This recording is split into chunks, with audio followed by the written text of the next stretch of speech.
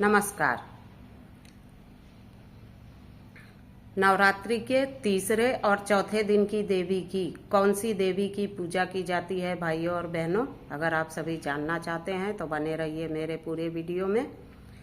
YouTube पे देख रहे हैं तो प्रीति राज ऑफिशियल सब्सक्राइब कर लीजिए, फेसबुक पे देख रहे हैं तो फॉलो कर लीजिए और लाइक कमेंट भी कर दीजिए, अच्छा लगे तो शेयर कीजिए। तो भाइयों और बहनों, नवरात्रि के तीसरे दिन की देवी माँ दुर्गा का तीसरा रूप चंद्र घंटा। अब माँ चंद्र घंटा की उत्पत्ति कैसे हुई?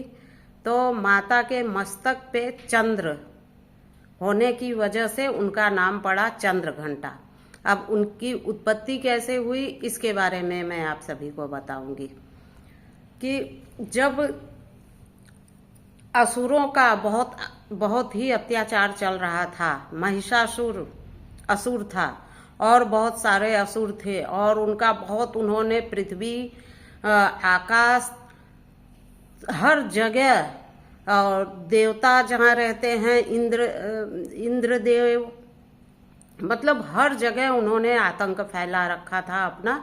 हर जगह उन्होंने चढ़ाई कर रखी थी, हर जगह देवताओं को वो युद्ध करके और पराजित करके भगा देते थे और अपना कब्जा कर लेते थे। इस तरह से देवताओं ने पहले पृथ्वी पे कब्जा किया, फिर उसके बाद पाताल से तो वो आते ही हैं, तो पाताल में तो उनका कब्जा था ही, और फिर उसके बाद वो इंद्रलोक पहुंचे। इंद्रलोक में भी सभी देवताओं को पराजित करके भगा दिया और इंद्रलोक पे अपनी कब्जा जमा ली और इंद्रासन को कब्जे में कर लिया। अब इंद्र लोक में असुरों का राज हो गया और जो देवता थे, आधे देवताओं को तो उसने महिषासुर ने बंदी बना लिया था, आधे देवता भाग गए थे, इधर उधर उसके डर से छिपे हुए थे।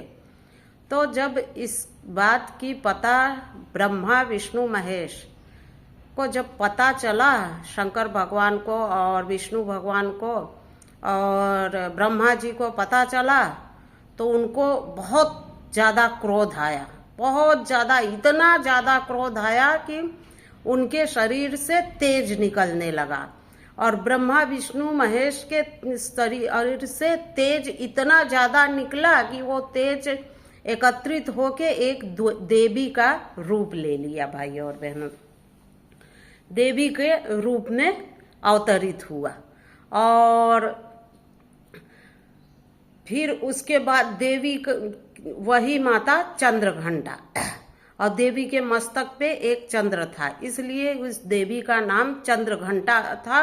और देवी का स्वरूप देख के ओहो, नास्तिक पापी जो देखें वो डर जाएं, भक्त जो देखें वो तो मोहित हो जाएं माता के ऊपर कि हमारी देवी हैं।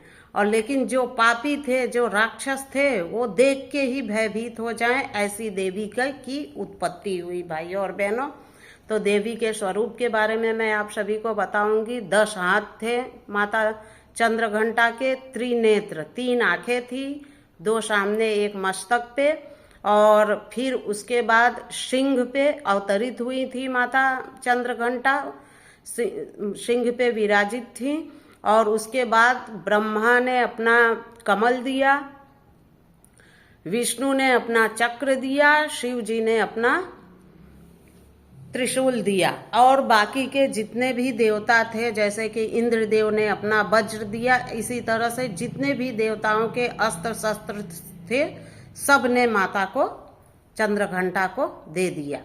अब माता का स्वरूप ओहो इतना तेज भरा कि कोई भी देखे तो भयभीत होके भाग जाए। असुरों के मन में माता की उत्पत्ति होने के बाद से ही भयभीत हो गए असुर, और उन्होंने जाके महिषासुर को समाचार बताया कि कोई एक देवी आई है और बैठी है। महिषासुर आया, युद्ध हुआ, माता ने क्षण मात्र में ही महिषासुर और बाकी जितने भी असुर थे सबका संहार कर दिया। भाइयों और बहनों, माता चंद्र घंटा ने सभी का संहार कर दिया और देवताओं को उनको इंद्रलोक मिल गया और सभी देवी देवता प्रसन्न रहने लगे।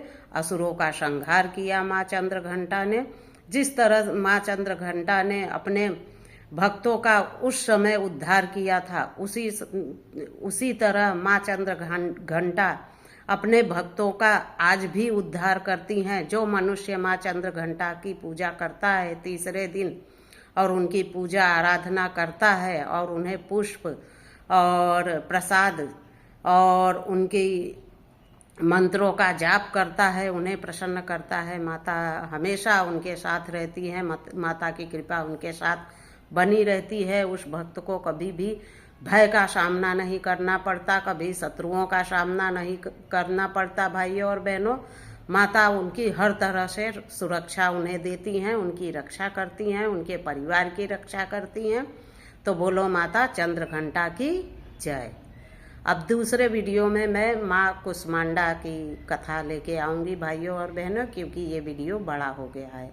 तो मेरे दूसरे वीडियो में भी बने रहिएगा कि चौथे दिन की देवी माँ कुष्मांडा की उत्पत्ति क्यों हुई, कैसे हुई, उनका वो क्या कार्य करती हैं अपने भक्तों के लिए, उसके बारे में मैं आप सभी को जानकारी दूंगी। वीडियो मेरा अच्छा लगे तो लाइक कमेंट जरूर कीजिएगा। जय माँ कुष्मांडा, जय माँ दुर्गे।